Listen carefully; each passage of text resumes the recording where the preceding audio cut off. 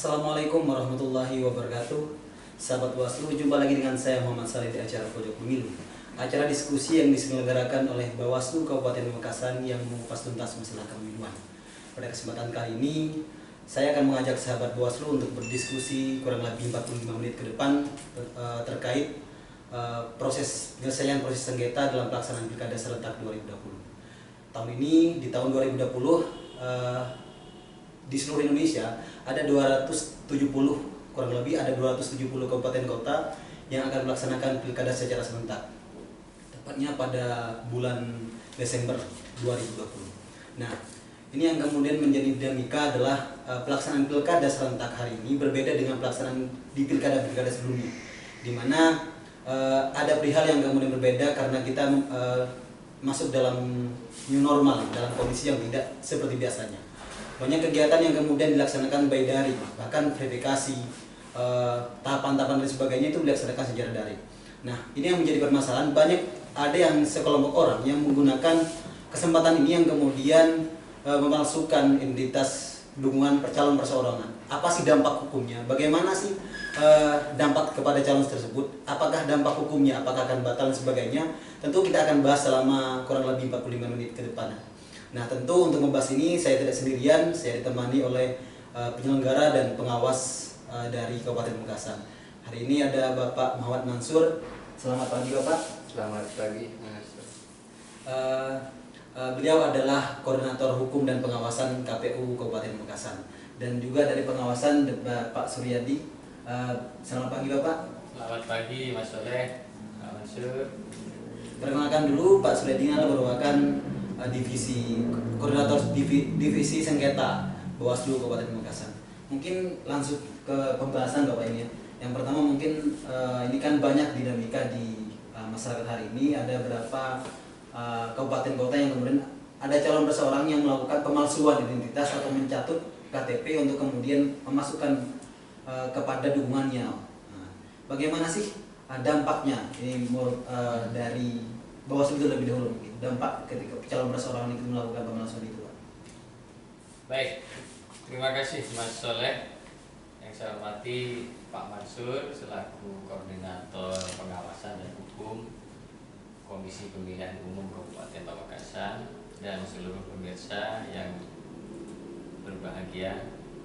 Pada kesempatan kali ini kita akan berdiskusi mengenai sengketa proses terhadap proses dukungan terhadap calon perseorangan. Jadi ini konteksnya adalah yang akan kita diskusikan adalah mengenai syarat-syarat dukungan, khususnya dukungan KTP yang dipalsukan oleh calon independen. Ini tidak ada kaitannya dengan partai politik. Nah, sebelum ke situ saya kira saya sebagai koordinator divisi sengketa Bawaslu Kabupaten Pamekasan perlu menjelaskan tentang, sekaligus ini sosialisasi, apa itu sengketa proses. Karena tidak banyak orang yang tahu kecuali para pemerhati pemilu, kecuali para pengamat, para pendekar hukum yang konsen di bidang pemilu baru mengerti hal ini. Pada kesempatan ini akan saya sedikit ulas mengenai apa itu sengketa proses. Banyak orang salah mengartikan bahwa atau tidak dapat membedakan antara sengketa proses dengan sengketa hasil. Sengketa hasil. Jadi orang menganggap kalau sengketa ya sama saja. Nah, kewenangannya ada di mana? Nah, ini yang perlu kita jelaskan. Pertama, bahwa sengketa proses ini berbeda dengan sengketa hasil. Dari sisi kewenangan, kalau sengketa proses itu menjadi kewenangan Badan Pengawas Pemilu dari setiap tingkatan. Kalau di kabupaten, Bawaslu Kabupaten Pamekasan, Bawaslu Kabupaten, di provinsi, Bawaslu Provinsi, sampai ke Bawaslu RI. Nah, sementara sengketa hasil ini menjadi kewenangan daripada Mahkamah Konstitusi. Namun demikian perlu kita pertegas bahwa apa itu yang dimaksud dengan sengketa proses. Di dalam Undang-Undang 7 2017 sudah sangat jelas apa itu definisi daripada sengketa proses. Nah, saya sedikit memberikan gambaran. Sengketa proses itu adalah sengketa antar peserta pemilu atau antar peserta pemilihan atau antar peserta dengan penyelenggara sebagai akibat dari dikeluarkannya keputusan KPU. Jadi itu dulu. Jadi pertama, sengketa ini melibatkan baik antara peserta atau dengan peserta lain. Yang kedua, antara peserta dengan penyelenggara. Nah, antara peserta dengan penyelenggara ini yang menjadi objek sengketanya adalah putusan KPU atau berita acara. Jadi tidak semua bisa disengketakan. Objeknya hanya dua. Berita acara yang dikeluarkan oleh KPU atau putusan dari KPU. Nah, itu dulu pengertiannya. Sementara sengketa hasil adalah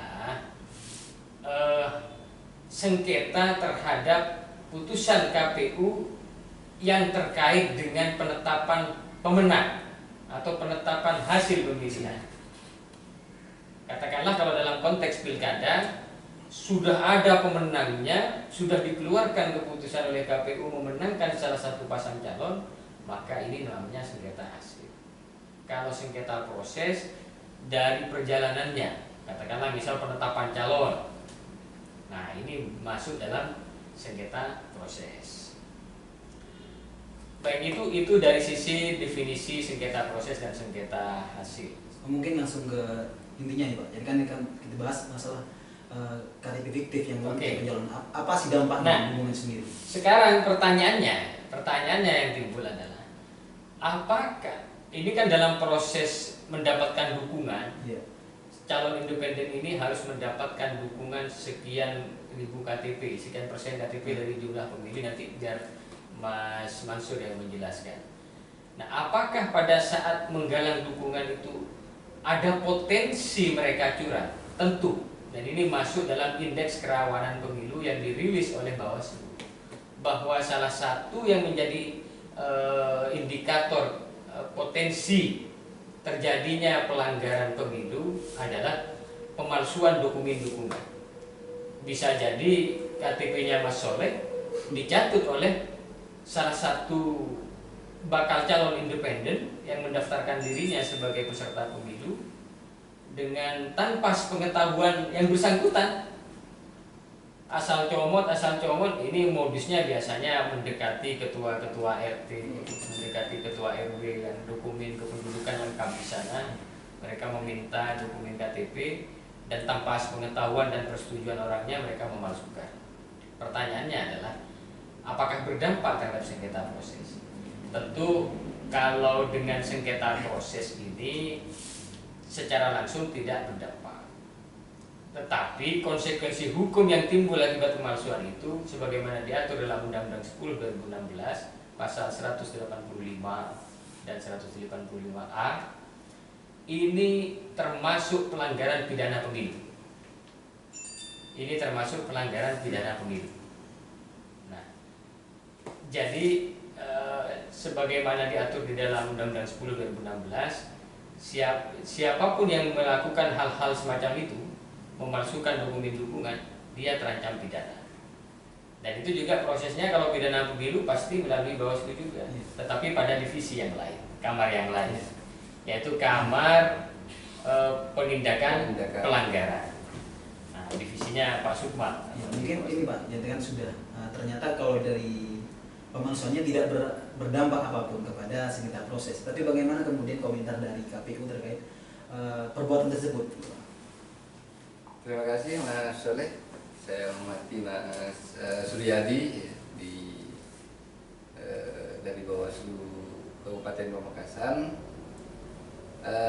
Berkaitan dengan pencatutan atau penggunaan KTP fiktif ya, terhadap dukungan calon perseorangan dalam pilkada seperti yang disampaikan Mas Suryadi tadi, dampak secara hukum dia akan diancam oleh pidana, namanya pidana pemilu. Kemudian siapa yang berwenang? Ya, kalau menurut Undang-Undang Nomor 10 Tahun 2016 yang berwenang untuk mengadili di tingkat tingkat ini adalah pengadilan negeri. Karena berbeda antara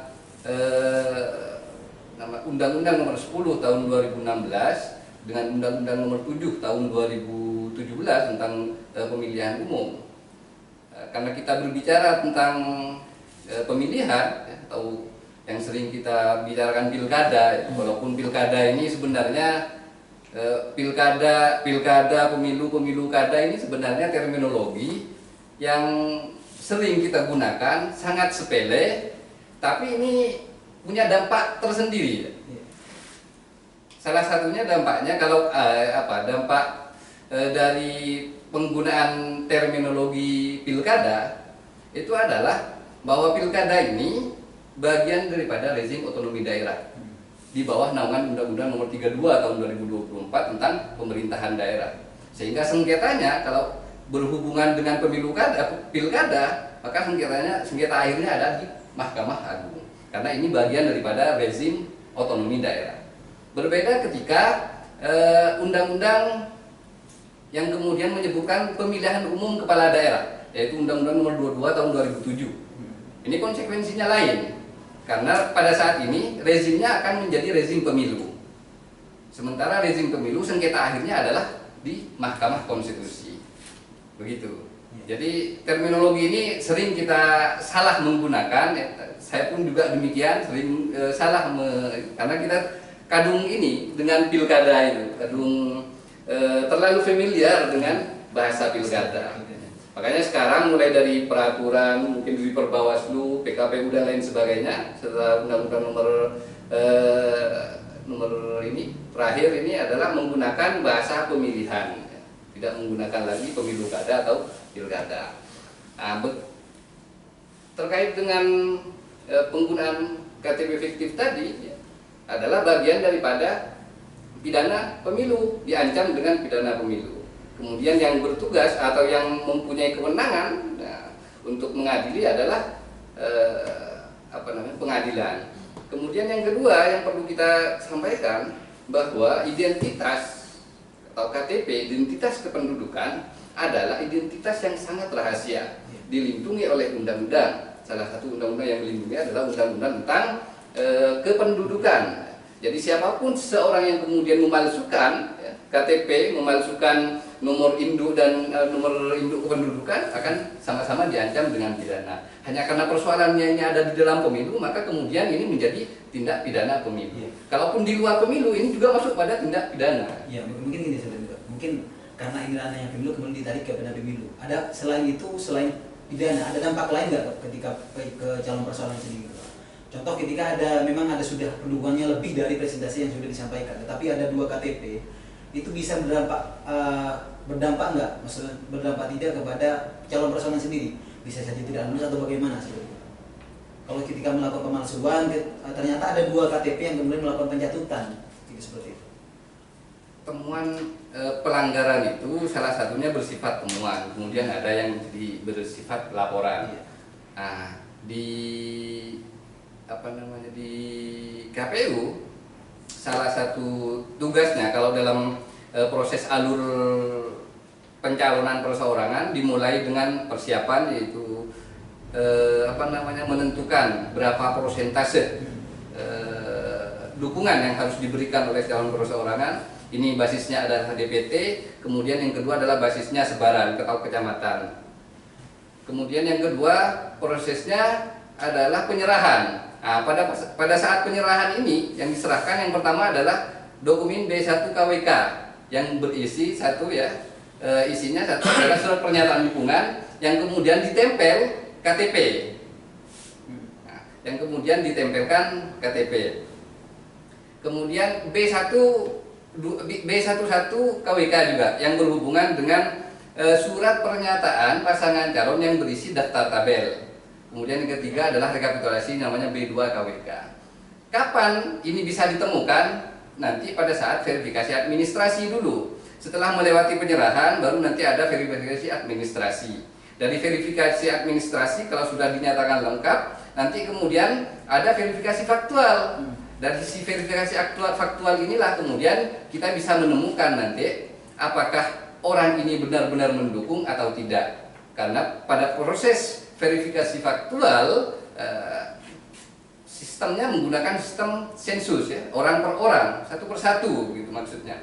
Jadi akan kelihatan nanti kalau dia kemudian tidak mendukung, kalau di ada bahasanya dicatut, tapi ketika diverifikasi faktual dia tidak kemudian menyatakan tidak mendukung, maka dukungannya atau yang bersangkutan harus menulis di BA5 KWK namanya, berita acara verifikasi faktual yang dilakukan oleh PPS, itu namanya BA5 KWK. Ketika yang bersangkutan, katakanlah Mas Soleh identitasnya dicatut oleh seorang calon perseorangan. Ketika dikonfirmasi oleh kita, diverifikasi faktual sama tim dari KPU, kemudian Mas Soleh ini menyatakan bahwa saya tidak mendukung. Nah, tapi di sisi lain, kalau Mas Soleh kemudian ada persyaratan lanjutannya, kalau Mas Soleh kemudian tidak menuliskan di berita acara B5 KWK, maka Mas Soleh tetap dinyatakan sah mendukung terhadap calon yang tadi. Walaupun calon yang tadi sebenarnya melakukan pencatutan. Jadi alurnya tetap diverifikasi faktual, kemudian ditanyakan apakah betul yang bersangkutan ini mendukung atau tidak. Kalau tidak mendukung, dia harus mencatat di form BA5 B511 atau B5 KWK yang berhubungan dengan dukungan itu. Iya, terima kasih Pak. Mungkin ini Pak, jadi yang kemudian ada verifikasi administrasi dan verifikasi faktual. Nah, ternyata di verifikasi semua sudah dinyatakan lengkap, KPU mengeluarkan bahwasanya calon perseorangan ini memenuhi syarat. Nah, tetapi ini yang kemudian ada temuan, ternyata ketika sudah ada proses masuk pada kampanye, ternyata ada orang yang kemudian melaporkan, ada kan sebenarnya laporan dan temuan. Ternyata ada laporan yang kemudian ada KTP saya yang menjatuh. Ini bagaimana nih kalau ada laporan ini masuk ke Bawaslu? Mungkin Pak Suryadi ini bisa komentar. Karena ini kan masuk sengketanya. Setiap laporan yang masuk ke Bawaslu yang berkaitan dengan pemilihan itu wajib Bawaslu menindaklanjuti sesuai dengan prosedur yang diatur di dalam Bawaslu. Termasuk sebagaimana pertanyaannya Mas Soleh tadi, apabila ada orang datang merasa dirinya dijarah, maka Bawaslu wajib menindaklanjuti laporan itu dengan prosedur penanganan pelanggaran. Nah, dalam hal nanti proses penanganan pelanggaran berjalan ditemukan fakta bahwa betul apa yang disampaikan oleh pelapor, maka Bawaslu mengeluarkan rekomendasi kepada KPU, dan di dalam peraturan perundang-undangan KPU wajib melaksanakan rekomendasi dari Bawaslu. Nah, yang menarik adalah bagaimana jika orang yang bersangkutan itu melapor langsung kepada KPU. Silakan ditanya. Itu yang menarik. Iya.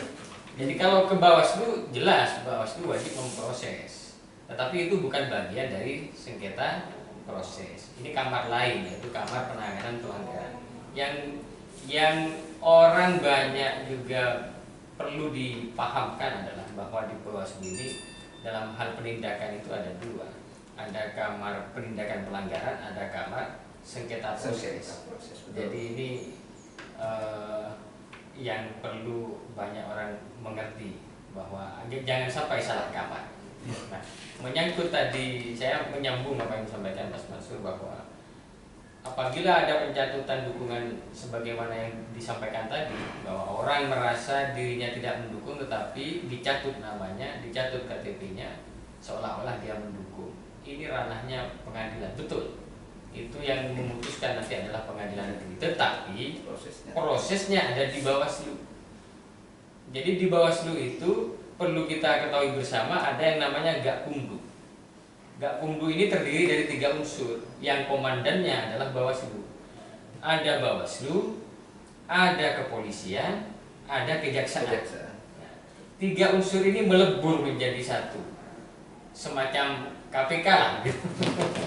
Nah, 3 unsur ini melebur menjadi satu yang kemudian dibahas di Gakumdu ini. Apabila ada dugaan tindak pidana pemilu, kalau dalam hal pencatutan dukungan itu kan diatur dalam pasal 185 dan 185A Undang-Undang 10 2016. Nah, itu digodok di Gakumdu. Gakumdu ini unsurnya unsur Bawaslu ada, unsur kepolisian ada, unsur kejaksaan ada.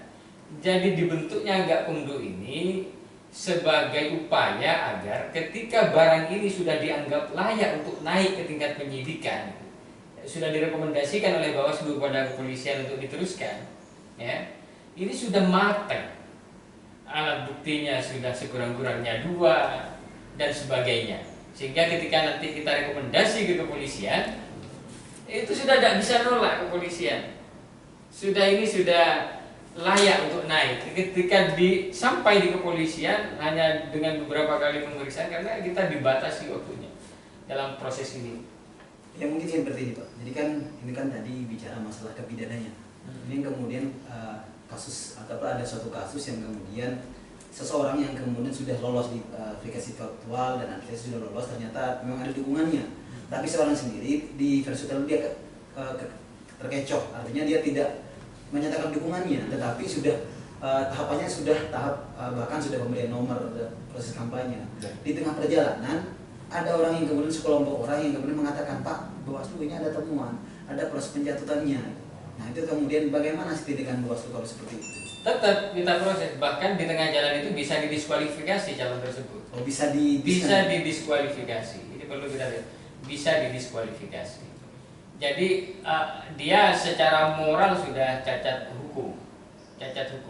Bagaimana mungkin dia mau melanjutkan kontestasi sementara dia melanggar pasal 185A yang diatur di dalam undang-undang yang mengatur tentang pemilihan itu. Meskipun di satu KTP, Pak. Meskipun hanya satu KTP, dan ini juga rawan disalahgunakan. Tetap makanya di syarat dukungan itu juga ada tanda tangan materai. Betul. Jadi tidak sembarangan orang kemudian merasa enggak, saya tidak, misalnya dia awalnya menyerahkan intinya menandatangani dukungan, sementara di akhir karena dia punya niat jahat bisa juga diserang balik. Nah ini gunanya Bawaslu di divisi penanganan pelanggaran, dia akan memeriksa sesungguhnya. Kita akan ada sidang, mekanisme sidang di Bawaslu penanganan pelanggaran itu, penanganan pelanggaran administrasi namanya ini. Ya. Jadi kita di dalam majelis persidangan bisa kita cari fakta-fakta di dalam persidangan itu. Jangan-jangan dia hanya ingin menjebak. Nah itu kan nanti terungkap di fakta di persidangan penanganan pelanggaran. Nah dari hasil itu ada putusan yang kemudian itu menjadi rekomendasi bagi KPU. Dan itu hal yang saya kira wajar.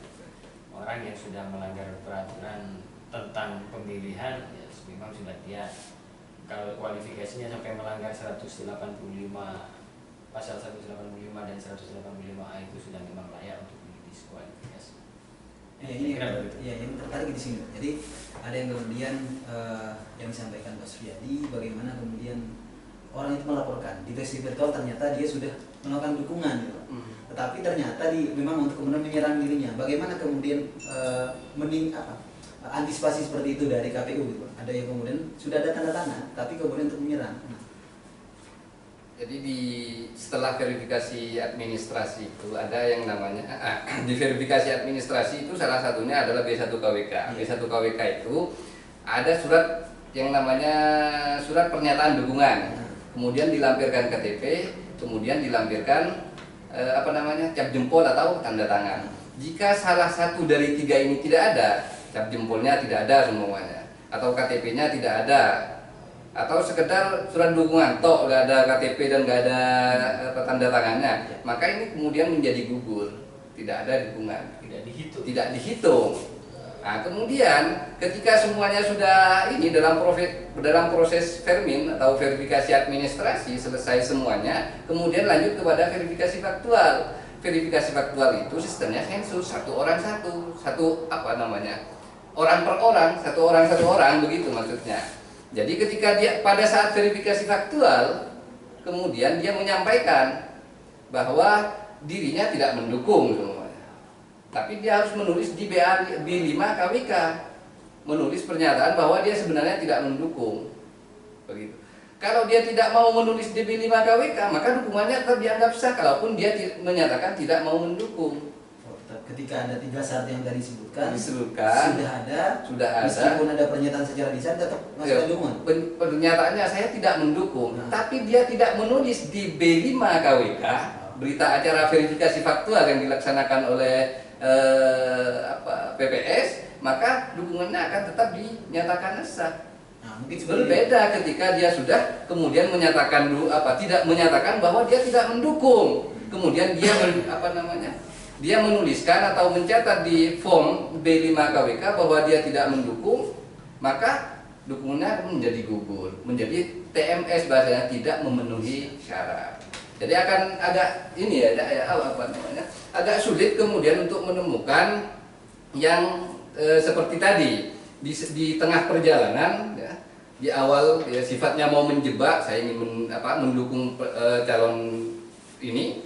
Kemudian di tengah perjalanan dia kemudian menarik dukungan. Nah, tapi ketika menarik dukungan setelah verifikasi faktual, maka dukungannya tetap dinyatakan sah tetap. Berbeda ketika dia menyampaikan tidak mendukung sebelum verifikasi faktual. Jadi di verifikasi faktual nanti baru dia menuliskan B5 KWK itu yang menunjukkan pernyataan bahwa tidak mendukung. Artinya ketika seorang sudah melalui tahapan verifikasi faktual dia sudah menyatakan menulis, tidak menyatakan menulis atau tidak mendukung sendiri, maka tetap meskipun lapor ke Bawaslu tidak ada dampak kepada KPU itu. Tidak ada imbasnya karena verifikasi faktual sudah. Di verifikasi faktual nanti direkam. Apa saja yang direkam, salah satunya adalah B5 KWK. Kalau di B5 ini tidak ada catatan atau tidak ada tidak ada keberatan dari pihak yang kemudian diverifikasi terhadap dukungannya, maka tetap dukungannya dianggap sah. Nah, persoalan kemudian di tengah perjalanan pada saat kampanye dan lain sebagainya dia menarik dukungan, kemudian melapor kepada Bawaslu bahwa dia tidak mendukung, maka tetap dukungannya dianggap sah selama proses verifikasi administrasi dan verifikasi faktual tadi. Sehingga berkas dukungan yang kemudian dijadikan prasyarat untuk proses pencalonan masih tetap bisa digunakan. Nah, kemudian apakah Bawaslu kemudian bisa memproses? Itu wilayah dan ranahnya Bawaslu. Kenapa? Karena Bawaslu juga punya kewenangan ya, terkait dengan adanya laporan, kemudian adanya temuan. Semua laporan harus diurus atau dilakukan dengan prosedur seperti yang kemudian diatur di Perbawaslu. Tentu pihak-pihak terkait nanti akan diminta data atau akan dimintai keterangan. Siapa saja? Salah satunya yang melapor. Kemudian yang kedua dari KPU. Siapa yang kemudian dari KPU yang dimintai laporan? Adalah petugas yang bertugas untuk melakukan verifikasi faktual. Apa betul pada saat verifikasi faktual orang ini menyatakan dukungan? Tinggal begitu nanti cara menemukan fakta persidangan dalam proses persidangan yang dilaksanakan oleh Bawaslu. Ya, jadi ini nih Pak, tambahan buat Pak Suryadi. Selain kasus ini kan ada yang maksud kerawanan pemilu terkait dengan pemalsuan KTP sendiri, dukungan. Selain itu apa sih yang masuk dalam proses sengketa pemilu itu sendiri yang paling rawan dalam pelaksanaan pilkada serentak 2020 ini? Mengenai kerawanan yang lain adalah dari sisi pendaftaran, ya. Dari sisi pendaftaran peserta pemilu. Satu, memang syarat dukungan itu menjadi hal yang rawan kalau calon independen. Yang kedua, kalau calon dari partai politik, yang rawan terjadinya pelanggaran adalah biasanya ada pihak-pihak yang sama-sama mengklaim dapat rekomendasi dari partai politik. Jadi calon A merasa dia direkom oleh partai politik pendukungnya, calon B dia juga merasa direkom. Dan dua-duanya ini juga berdampak. Kalau tidak didukung salah satu parpol, dia akan kurang syarat dukungannya. Nah, ini juga menjadi titik kerawanannya. Dan itu jadi nanti ranahnya sengketa proses. Kalau dua-duanya ini agak menarik memang. Kadang bisa saja partai politik itu kadang mengganti mengganti surat yang dikirim ke kabupaten sebagai rekomendasi itu di tengah jalan, bisa saja begitu. Dan kedua calon merasa ini sama-sama sah gitu.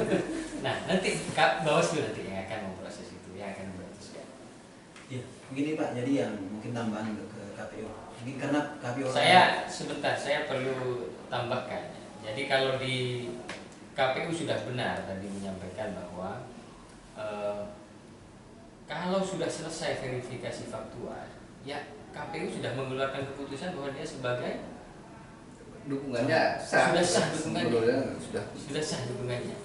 Nah, apakah kemudian ketika Fairfax sudah selesai dan KPU sudah mengeluarkan keputusan bahwa syarat dukungan sudah cukup dan dia sudah sah sebagai calon independen kan? Nah, apakah apabila ada orang merasa KTP-nya dicatut, melapor ke Bawaslu, Bawaslu membiarkan? Tidak. Prosedur di Bawaslu tetap setiap laporan yang sampai ke Bawaslu wajib ditangani dan diproses oleh Bawaslu sesuai dengan peraturan Bawaslu. Nah, yang menarik adalah dari laporan itu jangan-jangan dia menarik dukungannya setelah verifikasi selesai. Tidak demikian kalau perspektif kami Bawaslu. Bisa saja petugas pelaksana sensus di bawah itu tidak melaksanakan tugasnya dengan baik.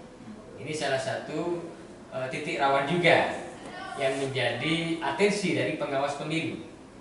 Nah, kemudian bagaimana kehadiran biasanya ya kalau pemilihan Bupati 2018 kemarin, proses pendaftaran calon independen itu belum terbentuk perangkat pemilu sampai ke level TPS, perangkat Bawaslu ya. Belum ada pengawas TPS, belum dibentuk pengawas TPS.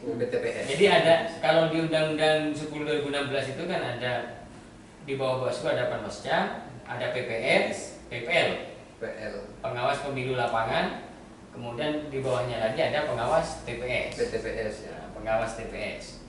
Nah, pada saat pelaksanaan Fairfax itu biasanya pengawas TPS itu belum ada, sehingga pengawasan masih kekurangan tenaga, pengawasan masih belum maksimal, tidak bisa nimpel kepada petugas Fairfax, petugas yang dikirim oleh KPU sebagai verifikasi faktual yang melakukan ketemu dengan satu pendukung, satu dukungan ditemui satu-satu oleh petugas dari KPU. Nah, di sini rawannya. Bisa saja, dan ini bisa saja petugas pelaksana Fairfax itu dia melaksanakan tugasnya dari atas meja atau terawangan, dan ini sudah di Indonesia sudah menjadi sesuatu yang sering terjadi, terungkap juga di persidangan Mahkamah Konstitusi pada pemilu-pemilu sebelumnya bahwa Fairfax tidak dilaksanakan sesuai dengan prosedur.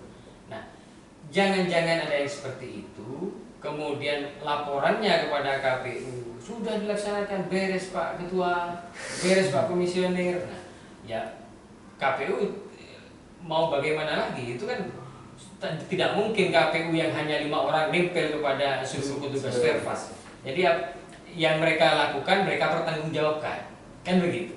KPU menganggap itu suatu benar, tetapi tidak melepas fungsi supervisinya kepada jajaran di bawah. KPU tidak melepas fungsi, sehingga apabila terjadi begitu masih ada peluang untuk dilaporkan ke Bawaslu. Tidak ada persoalan. Nah, nanti apapun yang diputuskan oleh Bawaslu, yang direkomendasikan Bawaslu, KPU nanti melaksanakan. Ini yang menjadi menarik tadi Pak, ada permasalahan ketika di bawahnya ternyata petugas yang verifikasi faktual di bawah tidak melaksanakan. Bagaimana sih garis koordinasinya dari KPU kabupaten sampai ke prosesnya dalam versi faktual sendiri? Koordinasinya gitu sampai ke bawahnya. Tentu perangkat kita ya di KPU, kalau di kecamatan namanya panitia kecamatan PPK. Kemudian di tingkat di bawahnya lagi ada yang namanya PPS. Nah, PPS itu yang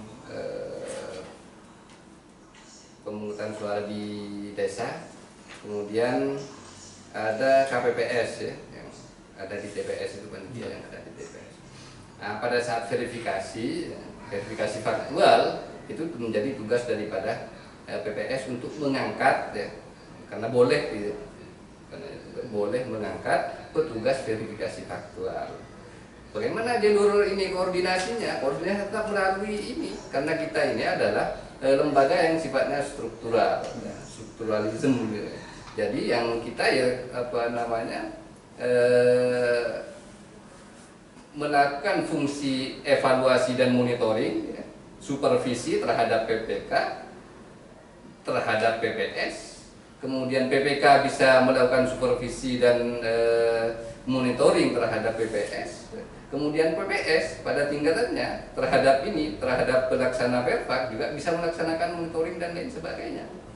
Kemudian bagaimana pelaporannya? Ada berita acara nanti yang kemudian secara hukum mempunyai kekuatan.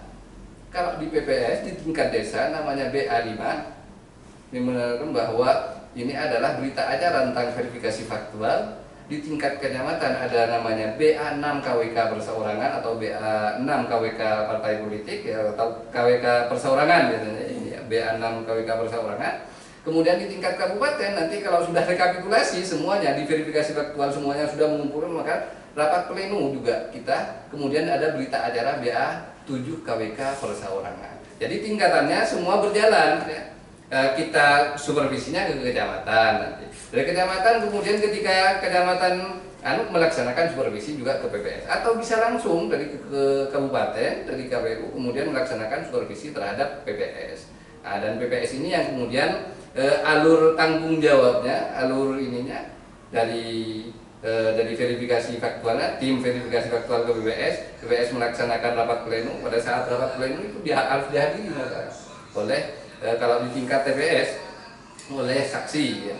Saksi dari bukan ada ya, tim dari dari narahubung atau tim dari LO ya, LO-nya perseorangan harus ada itu. Kemudian harus ada PPM yang kemudian juga mengawasi. Nah, kemudian ada yang PPS itu pada saat verifikasi pada saat rekapitulasi di tingkat PPS yang kemudian menunjukkan BA5 KWK. Di tingkat kecamatan juga demikian, nanti ada PBK, kalau di Bawaslu ada Panwascam yang kemudian mengawasi, kemudian ada dari tim yang dari tim calon yang kemudian juga mengawasi. Di tingkat kabupaten juga demikian nanti. Artinya sudah terstruktur ya. Terstruktur. Supervisinya ke bawah, dari Bawaslu kabupaten sampai ke bawah. Betul. Ini yang mungkin yang terakhir Pak, jadi sebelum bicara tutup, karena Kabupaten Pamekasan tidak melaksanakan pilkada, tentu ada pesan-pesan kepada penyelenggara ya untuk kemudian bagaimana kemudian antisipasi proses seperti itu, karena mungkin proses virtual masih berjalan ya, sudah berjalan. Verifikasi itu sedang berjalan. Nah, mungkin untuk antisipasi biar tidak ada seperti itu. Teman-teman penyelenggara di Jawa Timur ya, khususnya kalau di Sumeneb nggak ada ya, dalam perseorangan yang ada itu Banyuwangi, Malang, ya. Ada beberapa lah kabupaten di Jawa Timur yang sedang melaksanakan atau sedang ada calon perseorangan, ada calon independen kalau dulu kita menyebutnya seperti itu. Nah, kemudian pada posisi ini ya, untuk mengantisipasi pencatutan nama, kemudian untuk mengantisipasi kapitalisasi bahasanya ya. kapitalisasi KTP atau komersialisasi KTP ya. Maka teman-teman di penyelenggara khususnya di KPU kemudian dengan tingkatannya sampai ke bawah tetap harus melaksanakan fungsi dirinya sebagai penyelenggara yang mempunyai kapasitas dan mempunyai integritas dalam proses penyelenggaraan, sehingga proses-proses tahapan yang berlangsung mulai dari awal sampai akhir nanti akan berjalan sesuai dengan peraturan perundang-undangan yang berlaku. Jadi ada dari maka fungsi supervisinya, fungsi monitoringnya bukan tidak mungkin memang dari tim penyelenggara itu potensi untuk melaksanakan atau melakukan kesalahan. Kalau dalam bahasa hukum kan sering kita menyebutkan preassumption of innocence katanya. Praduga tidak bersalah terhadap seseorang. Kalau saya berpikir lain. Justru preassumption of innocence terhadap seseorang. Kenapa? Karena manusia ini punya tempatnya salah dan lupa begitu. Ada potensi dalam diri manusia untuk melaksanakan kesalahan atau untuk melakukan kesalahan. Begitu. Jadi fungsi monitoring, fungsi supervisi, kemudian kalau di divisi hukum itu ada fungsi pengawasan dan ada fungsi pengawasan di internal, itu semuanya apabila berfungsi secara keseluruhan, maka insya Allah perjalanan tahapannya akan berjalan sesuai dengan sebagaimana mestinya. Kemudian yang penting lagi untuk disampaikan ke teman-teman di Jawa Timur, bahwa penyelenggara itu ada 3, DKPP, Bawaslu, sama KPU. Kalau DKPP barangkali tidak bersentuhan langsung dengan urusan-urusan yang begini. Harus disampaikan, harus minimal lah dipahami bahwa oleh teman-teman penyelenggara di Jawa Timur, karena ada sering yang agak panas ya, urusan teman-teman KPU dengan teman-teman Bawaslu di kabupaten yang lain. Tapi kalau harapan kita bahwa antara KPU dan Bawaslu itu sebenarnya memang tidurnya di ranjang yang berbeda, tapi punya mimpi yang sama. Apa mimpinya? Yang mewujudkan ini demokrasi yang berkeadilan. Mungkin ya Pak, terakhir dari terima kasih Pak Mansur. Mungkin terakhir dari Bapak sebagai segmen penutup mungkin ya Pak. Dari pesan-pesan, karena Bawaslu Makassar kan khususnya di Kabupaten Makassar tidak ada pilkada. Pesan kepada teman-teman yang melaksanakan pilkada secara serentak di tahun 2020. Baik, Pamekasan tidak ada pilkada, tetapi sebentar lagi akan pilkada. Apalagi di Jakarta sekarang sedang hangat-hangatnya membahas RUU mengenai perubahan terhadap pemilu secara keseluruhan ya.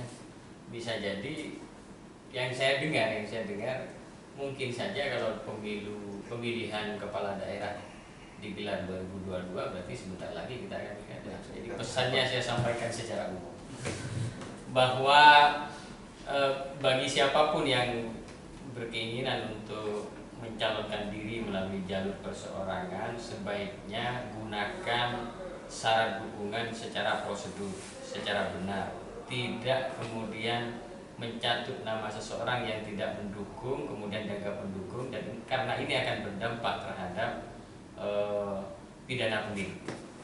Sebagaimana dibahas dari tadi bahwa ketentuan terhadap pelanggaran tersebut merupakan tindak pidana pemilihan, yang ancaman pidananya antara 12 bulan sampai 23 bulan. Itu ancaman pidananya. Itu diatur di Undang-Undang 10 2016. Nah, oleh karenanya siapkan saja syarat dukungan sesuai dengan yang mendukung dan sesuai dengan syarat yang dibutuhkan oleh KPU. Berapa syarat minimal yang dibutuhkan? Nah, terkait dengan yang lain adalah bahwa mari kita sama-sama dalam mensukseskan pelaksanaan pemilihan ini, mimpinya sama. Tidak hanya yang punya dua ranjang berbeda ini, tetapi seluruh masyarakat pada akhirnya cita-citanya kan sama, ingin melahirkan pemimpin yang betul-betul bisa mengayomi, betul-betul bisa membawa masyarakat ke arah yang lebih baik. Tentu kalau harapannya demikian adalah tidak mungkin orang yang curang dari awal akan membawa kesejahteraan, kebaikan bagi para orang-orang yang dipimpinnya. Nah, pemilihan ini adalah pintu masuk untuk melahirkan seorang pemimpin yang berintegritas, pemimpin yang profesional, yang betul-betul memikirkan kepentingan masyarakat banyak. Oleh karenanya, melalui momentum pemilihan ini kita laksanakan dengan sebersih-bersihnya pemilihan. Sebersih-bersihnya pemilihan. Dukung para penyelenggara untuk tidak diiming-imingi. Dukung para calon sesuai dengan visi misi yang ditawarkan, bukan karena uangnya yang ditawarkan. Pada intinya penyelenggara ini juga manusia. Jangan sedikit-sedikit merayu-rayu Pak Mansur untuk anggaplah ini lengkap Pak Mansur, anggaplah ini benar. Nanti akan ketemu dengan Bawaslu. Nah, Bawaslu juga bisa merekomendasi, katakanlah PPK atau KPU melakukan pelanggaran etik. Ya, kita terima kasih Pak Mansur mengingatkan bahwa penyelenggara itu 3. Nah, termasuk rekomendasinya Bawaslu itu juga bisa disampaikan apakah ke DKPP, apakah penyelenggara sebelah atau bahkan penyelenggara di bawah jajaran kita melakukan pelanggaran etik pemilu. KPU bisa melaporkan kita ke DKPP, sangat bisa. Bawaslu juga bisa diadukan ke DKPP. Entah yang mengadu itu KPU atau bahkan masyarakat umum juga bisa mengadukan. Jadi semuanya harus berintegritas. Semuanya tidak boleh rayu-merayu. Semuanya harus diletakkan pada tempat yang baik. Terima kasih. Ya. Mungkin itu dari sahabat Bawaslu pembahasan kita terkait sengketa proses pada pelaksanaan Pilkada 2020. Ada beberapa poin yang bisa dipetik pada diskusi pada pagi menjelang siang kali ini. Saya mengutip perkataan Pak Suryadi. Ini ya, pemimpin itu akan memimpin selama 5 tahun. Merencanakan gagal berencana sama saja merencanakan kegagalan. Pilkada itu menentukan pemilihan kita selama 5 tahun ke depan. Ketika seorang gagal memilih calonnya atau kepala daerahnya, maka dia sudah merencanakan kegagalan pembangunan daerah itu sendiri. Maka dari itu, sahabat Bawaslu tetap kawal demokrasi ini untuk Pilkada 2020 tetap dalam yang baik, menuju Pilkada 2020 yang lebih baik. Alhamdulillah, saya kurang lebihnya. Wassalamualaikum warahmatullahi wabarakatuh.